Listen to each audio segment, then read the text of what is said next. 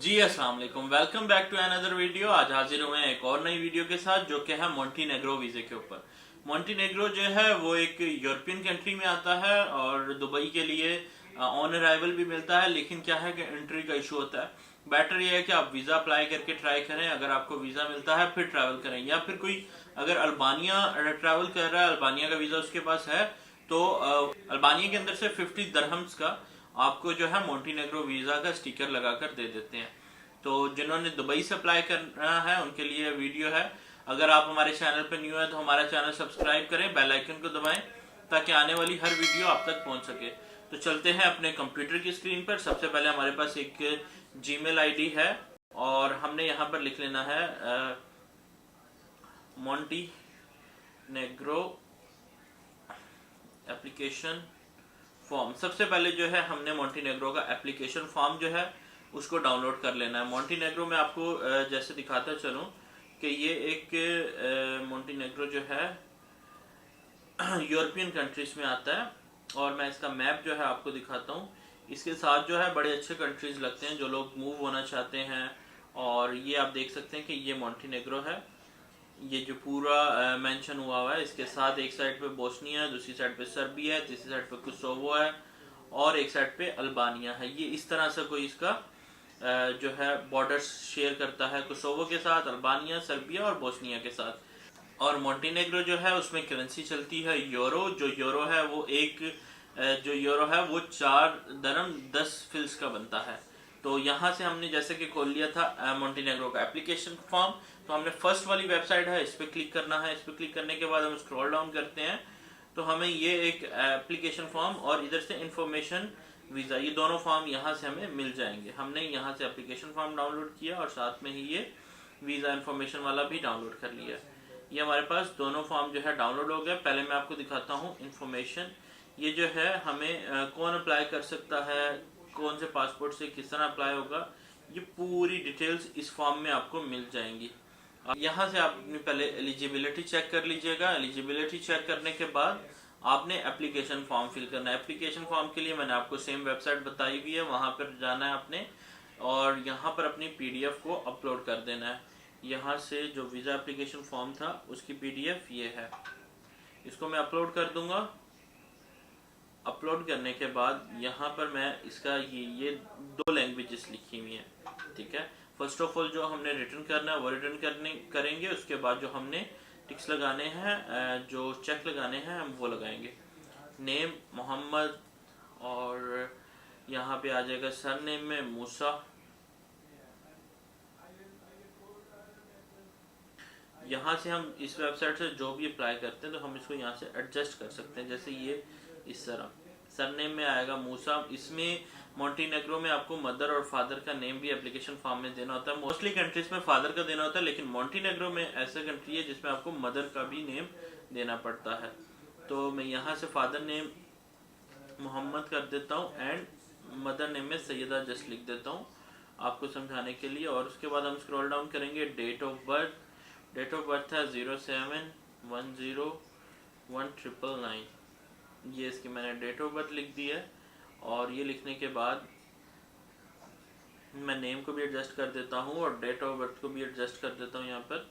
इसके बाद place and country of birth, यहाँ पे मैंने लिखना है लाहौर एंड पाकिस्तान, क्योंकि प्लेस जो है वो लाहौर है, कंट्री जो है वो पाकिस्तान है।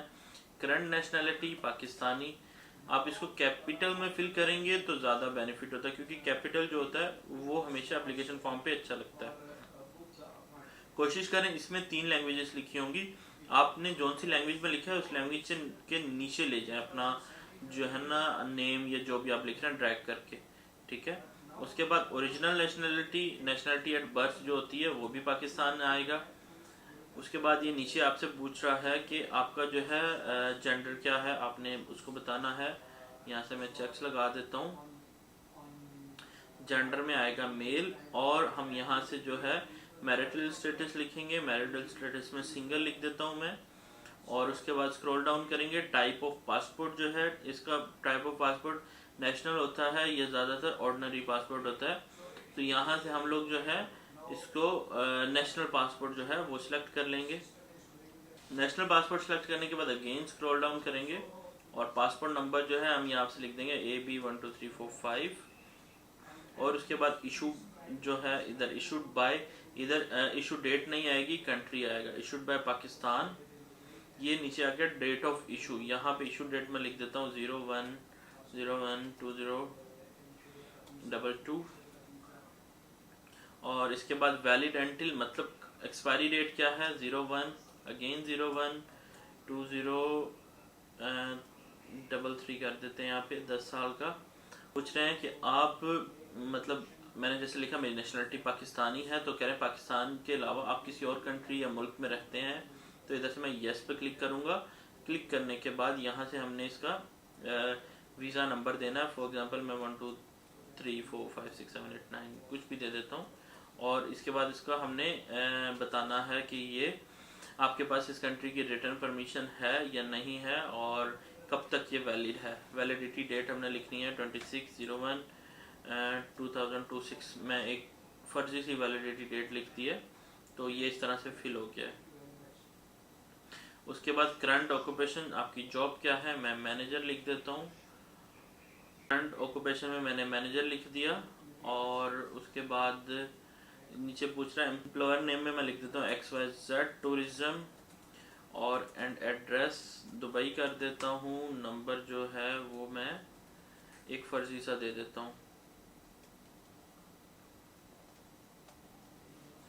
उसके बाद इधर मेन डेस्टिनेशन जो पूछ रहा है हमने मोंटेनेग्रो की जो है कैपिटल सिटी लिख देनी है जो कि हमारी मेन डेस्टिनेशन है।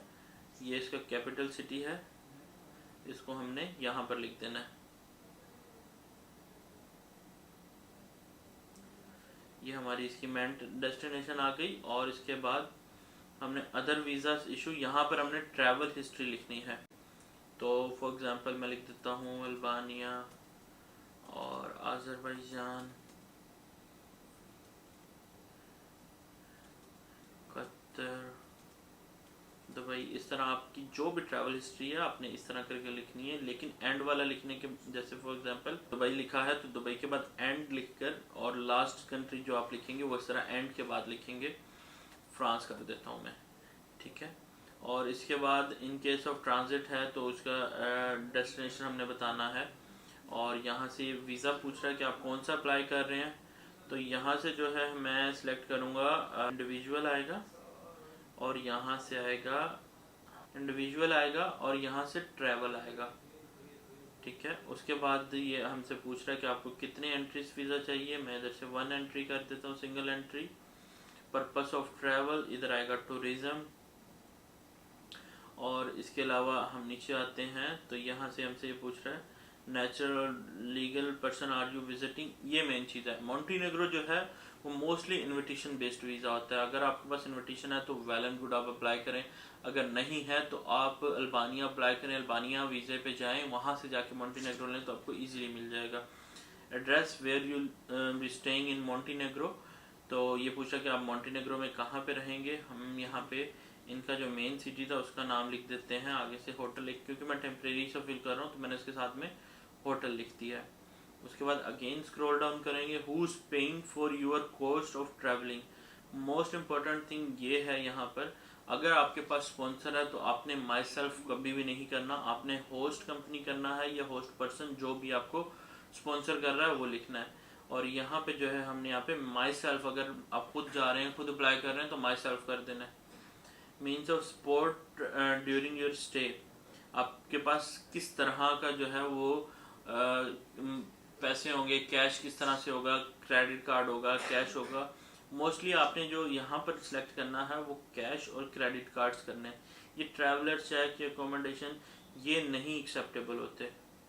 उसके बाद नीचे आ जाना डेट ऑफ अराइवल पे, कम से कम 1 महीने की डेट आपने डालनी है इस वीज़ा के लिए मिनिमम। तो मैं यहाँ से एक फर्जी सी डेट डालता हूँ, अराइवल और डिपॉर्चर 10 डेज़ का मैं इसका अप्लाई कर रहा हूँ। तो आपको समझाने के लिए मैंने 2 डेट्स दे दी हैं, डिपॉर्चर और अराइवल की डेट। मैक्सिमम टूर जो है ना आपने हमेशा 7 to 10 डेज, 1-2 दिन का टूर भी नहीं होता और 20-25 दिन का टूर भी नहीं होता। आपने जो टूर रखना है उसको लिमिटेड सा रखना है, बहुत ज़्यादा बढ़ाना भी नहीं है, बहुत ज़्यादा कम भी नहीं करना। मीन्स ऑफ ट्रांसपोर्ट, इस पे आपने जो है बाय एयर कर देना है। उसके बाद स्पाउस फर्स्ट नेम, अगर आपने मैरिड लिखा है तो ये आपने लाजमी फिल करने हैं, और अगर आपने सिंगल लिखा है तो इसको रहने देना। स्पाउस फैमिली नेम, ये पूरी स्पाउस की डिटेल और आपके बच्चों की डिटेल यहाँ पर आ जाएगी। उसके बाद हम स्क्रॉल डाउन करते जाएंगे और यहाँ पे आ गया एप्लीकेंट होम एड्रेस। ये आपने एप्लीकेंट का होम एड्रेस होम कंट्री वाला नहीं लिखना, दुबई में या अबू धाबी में जहाँ से आप वीडियो देख रहे हैं जहाँ आप रह रहे हैं आपने वो लिखना है। मैं यहाँ से 112 करता हूँ, अल बुस्तान टावर, अजमान दुबई, दुबई नहीं यूएई। उसके बाद मैं फ़ोन नंबर इधर से लिखता हूँ 9715678910। ये मैंने एक फर्जी सा फ़ोन नंबर लिख दिया। प्लेस एंड डेट, ये प्लेस आपने लिखनी है यूनाइटेड अरब एमिरेट्स, और जो डेट आपने लिखनी है वो इसको इस तरह एंड डालना है, और ये डेट उस दिन लिखनी है जिस दिन आप ये सबमिशन कर रहे हैं। फॉर एग्जांपल मैं आज की डेट डाल देता हूँ 27 सितंबर 24, और यहाँ पे आपने इसके बाद इसको अप्लाई चेंजेस करके सेव कर लेना है। इस तरह से आएगा, यहाँ से आपने सेव कर लेना है। सेव करने के बाद इसका प्रिंट निकालना है, और लास्ट में ये जो लिखा हुआ है एप्लीकेंट सिग्नेचर, इस पे आपने सिग्नेचर लाजमी करने हैं। इसकी अगर नहीं करेंगे तो रिजेक्शन आ जाएगी, सबमिट नहीं होगा। और अब ये जो है ये हमने सबमिट कहाँ पर करना है, ये मेन इशू है, क्योंकि आपने अपॉइंटमेंट किस तरह लेनी। मोंटेनेग्रो ना आपको VFS पे मिलता है, ना BLS पे मिलता है, ना ही आपको कॉल पे अपॉइंटमेंट मिलती है। तो इसके लिए हमने लिखना है मोंटेनेग्रो वीज़ा ईमेल। ठीक है, आपने लिखना है मोंटेनेग्रो वीज़ा ईमेल, और ये इस तरह से आपके पास एक ईमेल एड्रेस आ जाएगा। आप किसी भी कंट्री से अप्लाई कर रहे हैं आपके पास ऑटोमेटिक वो आ जाएगा, अदरवाइज आपने कंट्री का नेम लिख देना है। अब ये ईमेल एड्रेस है, इसको हमने कॉपी कर लेना है, अपनी मेल में जाना है, इसको हमने यहाँ से कंपोज मेल करनी है और यहाँ पे हमने पेस्ट कर देना। यहाँ पे हमने सब्जेक्ट में लिखना है I need appointment for submission my documents for visa. उसके नीचे जो है आपने डॉक्यूमेंट्स अपलोड करने हैं। अब डॉक्यूमेंट्स आप किस तरह अपलोड करेंगे, आपका वीज़ा, एमिरेट्स ID और पासपोर्ट, ये आपकी एक PDF होनी चाहिए। साथ में आपने एक फ़ोटो अपलोड करना है जो कि एक अलग PDF होना चाहिए, और आपने जो एप्लीकेशन फॉर्म पे साइन किए होंगे उस पर भी आपने गम के साथ फ़ोटो चिपकाना है और उसको अपलोड करना है। उसके बाद जो आपकी बैंक स्टेटमेंट है उसकी अलग PDF, NOC की अलग PDF, हर चीज़ की आपके पास एक अलग PDF होनी चाहिए। एडिशनल डॉक्यूमेंट्स या आपकी जो ट्रैवल हिस्ट्री है उसकी अलग PDF होगी, और एडिशनल डॉक्यूमेंट्स जैसे इजारी हो गया और इस तरह की जितनी भी आपकी एडिशनल मलकिया वगैरह लगा रहे हैं उसकी आपने एक अलग से PDF बना लेनी है और उसको अलग से अपलोड करना है। तो इसको अपलोड करने के बाद आप यहाँ से सेंड कर देंगे, जैसे मैंने सेंड कर दी है। तो इसको आप सेंड करेंगे, आपके पास very next day within 24 hours आपके पास रिप्लाई आ जाएगा इस ईमेल का, और आपको वो कंफर्म कर देंगे कि सबमिट हो गया। और जैसे ही उनके पास डेट अवेलेबल होगी वो आपको एक डेट दे देंगे। तो ये थी हमारी आज की वीडियो। अगर आपको वीडियो पसंद आई तो हमारे चैनल को सब्सक्राइब करें, बेल आइकन को दबाएं ताकि आने वाली हर वीडियो आप तक पहुंच सके। तो मिलते हैं एक और नई वीडियो में एक और नए टॉपिक के साथ, तब तक के लिए अल्लाह हाफिज।